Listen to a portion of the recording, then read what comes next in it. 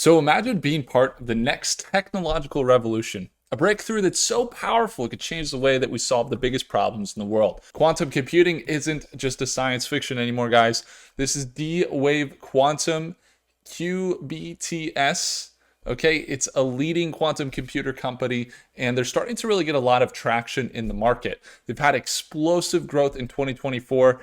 They're having some changing innovations and some really amazing technological advancements. So let's look into the charts, guys. This might be one that you want to take a look at. Don't miss this opportunity. So what I'm looking at here is QBTS. This is a stock that, well, is up. What is that? Oh my gosh, it was down to $3 earlier this month, and it pushed up to $9 at one point. So today alone, if we look on the 1 day and we just kind of break down what this looks like, we're talking about we're talking about a 20% increase. At one point, it pushed up 33% just in the past day. So this is a company that has been consistently pushing up. It's hard for me to even really do a trend analysis. You guys know we have a 3-step process in our stock analysis. We go through the analysis, we go through the market, and then we go through the profit plan and what we see for how this stock can grow. So if I just kind of break down the market, I mean, common sense looking at a chart like this would say that we're overextended. Okay, so you kind of see this, it's a little exponential in the way that I'm drawing this, as you can see, but essentially this is a company that is very overextended on the chart. The RSI and the MACD are looking way overextended. It's holding above that EMA, that blue line, which is a good sign, but still it's way up, right? So I can't say anything really positive about the chart other than you are buying something that's not a falling knife, I guess. You're buying something that's already continuing up, which is kind of a good place to be. But when you look at the trend, we've seen it push up to 375 and sell off, 20%, and push up to 619 and sell off down to 390. And now it's pushed up to $9.49. Maybe we could see it, sell off to this previous level. The only thing I could say about the chart before we get into the fundamentals, see this previous high acts as a support, and it's quite obvious. Previous highs often tend to, there's consolidation there, then it actually bounced. And so now we could also see this previous high here. Okay, potentially we could see it drop back down, maybe to this moving average area, $6.50 or somewhere in here before continuing up. That's just a classic bull movement. Like here is a resistance right here, and you can see there's some consolidation. Didn't fully drop to that level, but you kind of get what I mean, is that we might look to see it at least come closer if it's going to continue a consistent uptrend. The stock can't go straight up, right, forever. So just something to consider.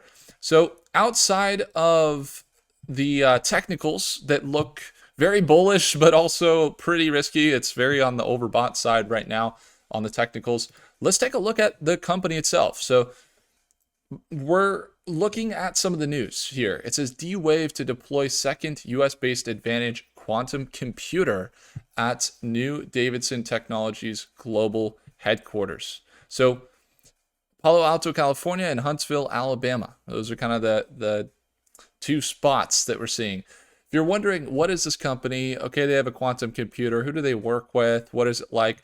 They work with the U.S. Department of Defense, aerospace and commercial customers is who they have.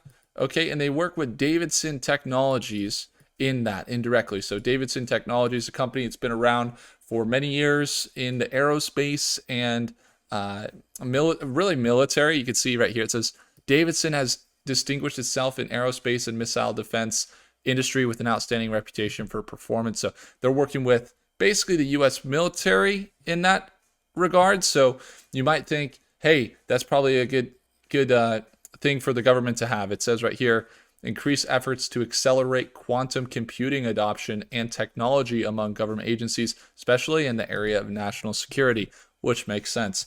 if there's anything that you could look at in AI and in the blockchain as we go into this new age of I would say the people that have the most firepower digitally are going to come out really in a place of security. So we could look at the U.S. government as a company. It's like, hey, U.S. government, we should probably have some quantum computing. We got to protect ourselves in this age. We got to have those advantages. So that's something. So they started. So basically, they partnered with this company to have a quantum computer over in what is Huntsville, Alabama, and they're going to basically building both. This company, D-Wave, is the only company building quantum computers and gate model quantum computers simultaneously, and their mission is to unlock the power of quantum computing today to benefit business and society. Let's take a look at some of their customer value, like the people that they work with. It mentions earlier in the article that D-Wave was looking to provide for their customers, okay, and for aerospace commercial customers. Somewhere here it says that they're looking to provide better interfaces and ways for their customers to use quantum computing. So let's take a look at their customers. We got MasterCard, okay, Deloitte, Davidson Technologies, which we mentioned. You got Siemens Healthineers. That's a big company. You got NEC Corporation, Pattison Food Group, Denso, Lockheed Martin, notable. A word I can't pronounce. University of Southern California, and Los Alamos National Laboratory. So that's quite interesting. That's over in New Mexico, I believe. I'm not sure if it's still in New Mexico, but that's where the nuclear bomb was actually created, right? We have some of the innovation, like splitting the atom, I'd say is like one of the biggest things outside of a quantum computer. So that's kind of cool partnership. So partnerships look good. Companies' innovations look good. Let's take a quick look at their financials. Because right now, if the chart looks this good and everything else, okay, revenue. It's only $1 million, almost under $2 million in revenue. That's pretty low. Down 27% year over year. Net income, negative $22 million. Down 41%, so that's better, I guess. But that's still negative 22 million. Net profit margin minus 1,200%, which is down 93% year over year. Operating income, wow, this is not too good. Cost of revenue, $827K. If we look at their earnings calls, it's a little worse this year than it was last year. They're missing their earnings by an average of what looks to be like 25 or 30%. And then they're missing their revenue by an average of, again, like 25%. So they got net losses. Revenue's not there. We're buying what could be in this company. So you're essentially buying what could be. And quantum computer, I'm assuming a lot of their customers and how they're working with, we talked about this, right? That you want to be able to put your quantum computer into a business, or you want to create it in a business. That's why XAI has an advantage. That's why Google has an advantage, or Amazon when they have a quantum computer, because they can plug it into a business. And that's huge. Right here, they're creating the quantum systems, but maybe they haven't had a chance to have that commercialization of plugging it into businesses effectively, and that's why the revenue is so low. I mean, working with companies like Lockheed Martin and some of the other companies we mentioned, I would assume that their revenue would be higher than just $2 million. But it's what it is. It's interesting. It's probably on like a kind of test/resource basis, like, hey, let's see how the quantum computer performs, and this will help us to be able to make our quantum computer better. And so in a way, by working with these companies that have massive amount of data, they're getting to train and like improve and increase the value of their actual quantum computer. So D-Wave cap is what I was looking for. They're a $2.4 billion market cap. So obviously a lot of that value coming from reflective of what could be and people investing in the stock and what they could see in the future, not necessarily what they're generating right now and what the money is right now that they're making. It's just basically, reflective of what could come in the future. And that's why it's being invested in. Outside of that, so we went over technicals, we went over kind of the company mission and the financials. Last thing is we're just going to take a look at news. It says we're not chasing this rally based solely on hope from Seeking Alpha. The CEO discusses the company's growing commercial markets. That's kind of an interesting one. I'm not sure how reliable Yahoo Finance is in this, but there's some catalysts. You can see that those catalysts might be related to, let's see, there it says, we did take a different approach to quantum. We have the largest quantum computers in the world today. We're currently solving these optimization problems for our customers, generating solid ROI for them. Okay. So again, maybe not making the revenue, but they are working with customers and getting it out. So that they completed an equity offering for $175 million. Is what they basically raised at an at-market share price. So they're getting a lot of interest for that, what could be here. And it seems that they're providing value to the marketplace and that we see companies buying into what is going on with D-Wave. But outside of that, I just want to see if there's any really notable partnerships that we might be able to identify. They see in the Middle East. That one Davidson partnership was fairly big. Zapata AI.